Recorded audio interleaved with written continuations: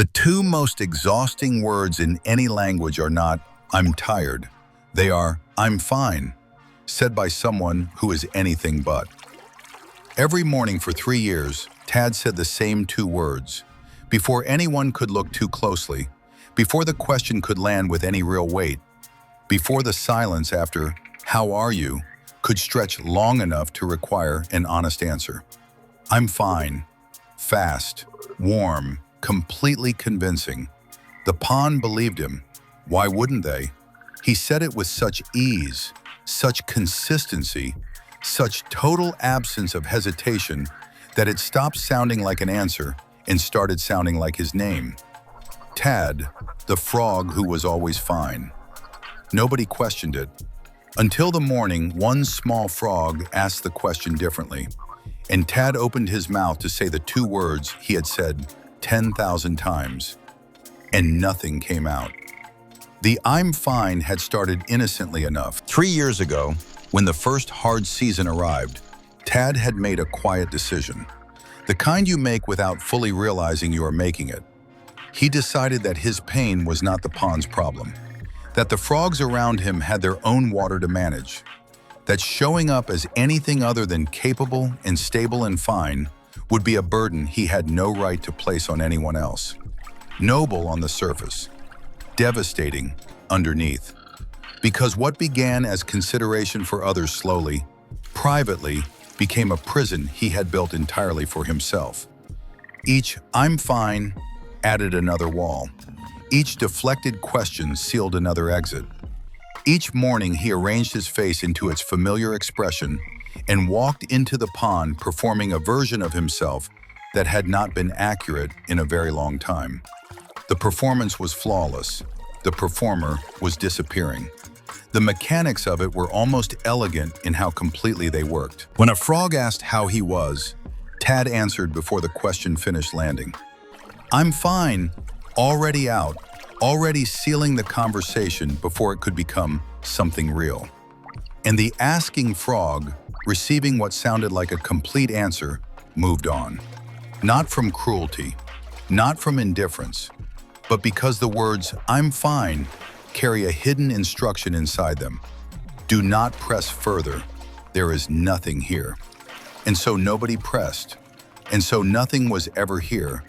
And so Tad moved through 3 years of a pond full of frogs who would have shown up for him immediately, completely, without hesitation, if only he had given them a single reason to. He never gave them one.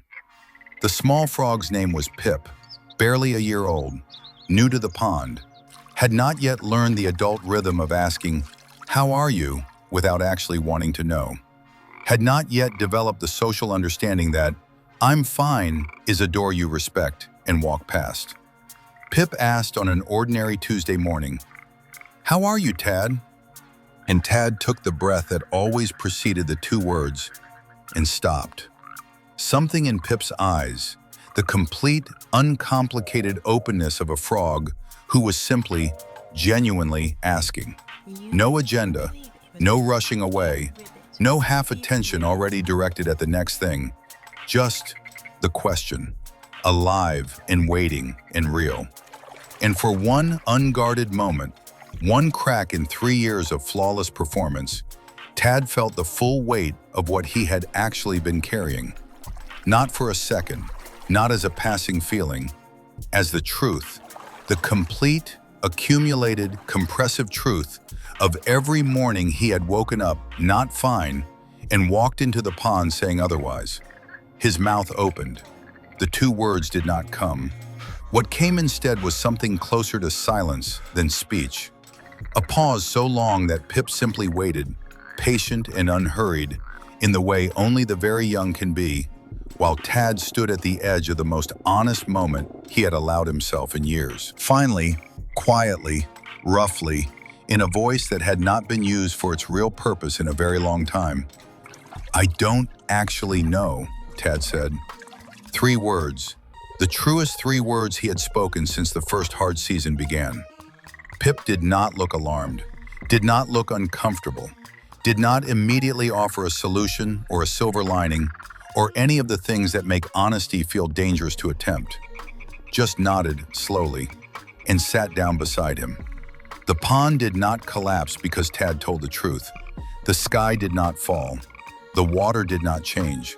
The frogs who heard it did not think less of him, not a single one. In fact, something passed through the pond that morning that had not been there before. Something that only moves through water when someone finally says the real thing out loud. Recognition.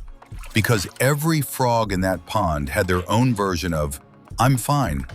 Their own performance, their own carefully maintained answer to a question they had stopped allowing themselves to actually sit with. Tad saying, "I don't know," gave every one of them something they had not known they needed: permission. He did not fix everything that Tuesday. The hard season did not end because he admitted it existed. The weight did not disappear because he finally named it. But something changed in the carrying of it. Because there is a particular kind of exhaustion that does not come from the weight itself. It comes from the constant, vigilant, 24-hour effort of pretending the weight is not there. And the morning Tad put that effort down, he found underneath it something he had completely forgotten was there. Himself. Tired, honest, imperfect, and completely, finally, actually fine. His name was Tad, and the two words that changed his life were not, "I'm fine." They were, "I don't know." Stay with us. The pond has more stories to tell.